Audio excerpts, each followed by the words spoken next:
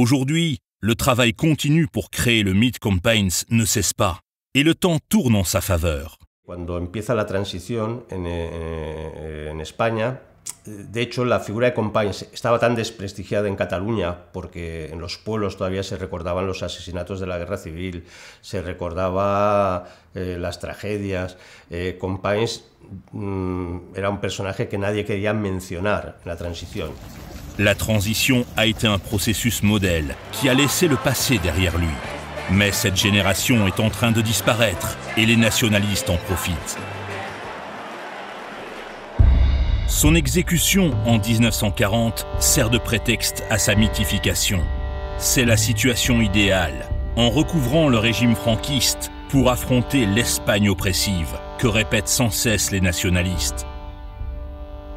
L'homme méprisable a été transformé en martyr. Josep Recasens, Parti socialiste ouvrier espagnol. Aujourd'hui, les hommages ne cessent pas. Des rues à son nom, des monuments, même un stade olympique, celui de Barcelone 92, porte désormais son nom.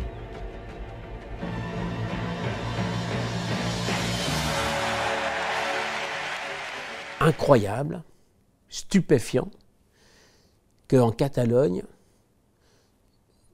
presque toutes les localités d'une certaine importance, elles ont un Passeg, elles ont une rue, elles ont une école, un édifice, le stade olympique de Barcelone, avec le nom de Luis Companys. C'est la construction d'une histoire qui, année après année, entre dans l'inconscient des citoyens.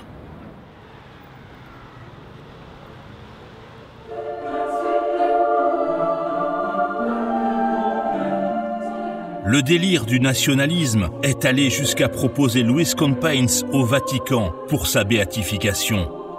Ils veulent un saint dans leur idéologie.